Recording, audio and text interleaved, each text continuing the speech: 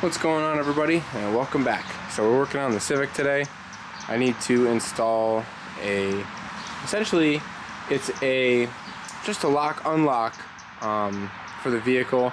I'm gonna probably go overboard and tap into some other stuff, but I want to give this thing a remote because right now I use the key to lock and unlock it, and it's a huge pain. So I just undid all the stuff under here, and I might take this down as well just to have better access, but should be able to stuff my alarm up in here. I got this install gear alarm, and it's not a remote start, but it's an alarm, and it will also do lock and unlock. So I should be able to have a remote now, which will be nice. So there's a lot of this stuff I'm not using. There's features of this I'm not going to use, but I'll use the most basic stuff, and I will try to incorporate as much as I can. So I'm going to try to tap into wires here. I'll show you guys my process for this. And I'm going to try to do this as simple as possible and just get everything to work. So I've been told that there's a lot of stuff you can tap into down here in the driver's kick panel. Also some stuff behind the radio. But I'm going to try to do it all here because this is where I'm going to be anyway. So we'll see what we can get here. And I might need to run a siren out into the engine bay. So we'll see about doing that too. But I also don't really need the siren. I need the doors to lock and unlock. So everything else is just a bonus. So we'll see what we end up doing, but this is the plan, and I'm going to try to make this thing have a remote. So the door lock is green and white, and the door unlock is green and orange. So with this particular install gear alarm, you have to follow the instructions.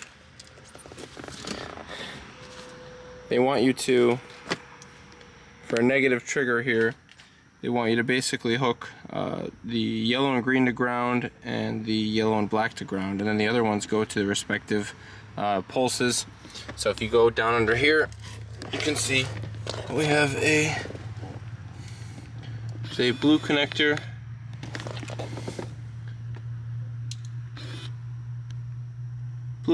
up under here. I think you could just see it. And like I said, those wires that I suggested earlier, this stuff is available online as well. The blue wire you see going down there off the alarm goes to the door trigger. So I was able to get that to go to the door over here. I actually ran it through the door sill over here, right off of this door switch, which I have to put the set the rubber back up.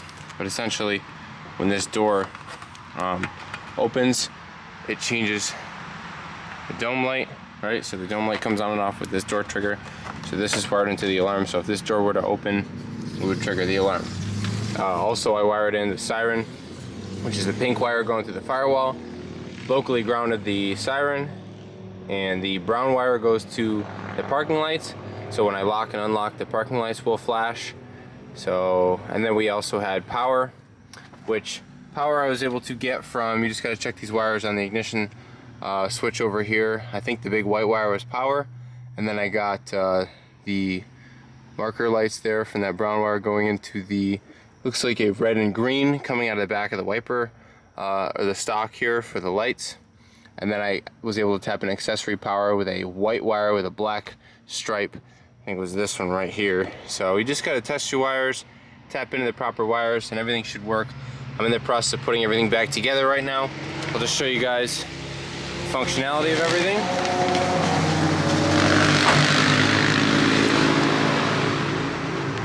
So the car will lock. We'll flash the parking lights too. So when I unlock it, flashes the parking lights, gives me the alarm chirps, which is pretty awesome.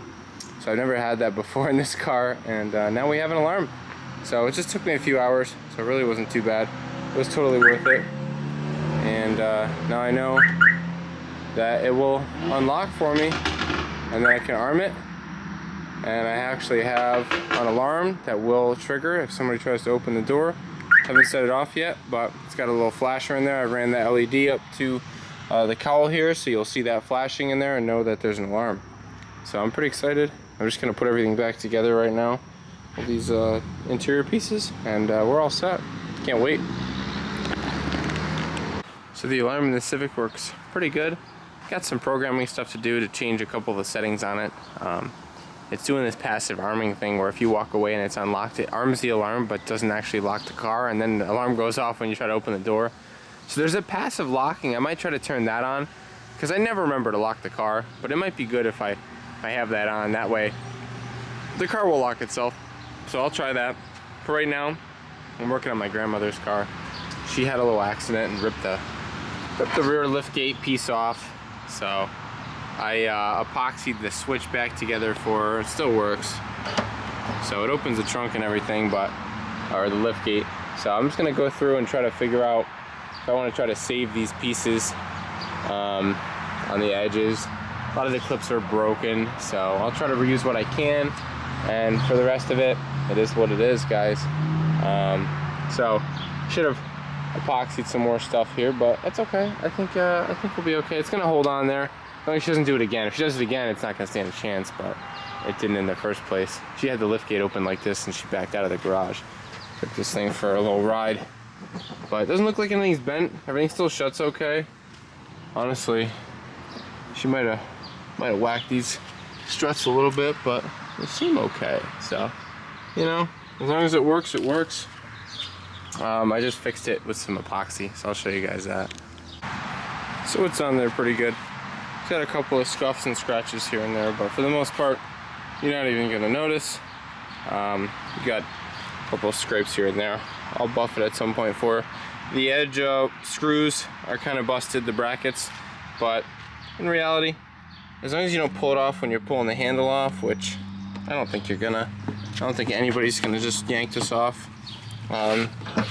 Everything still works fine. Looks great, no big deal. So I'm just gonna put the cut back in here with the screw and this little panel on, and she's all set to go. So yeah, could have been worse. She didn't really do that much damage. We didn't have to buy any parts.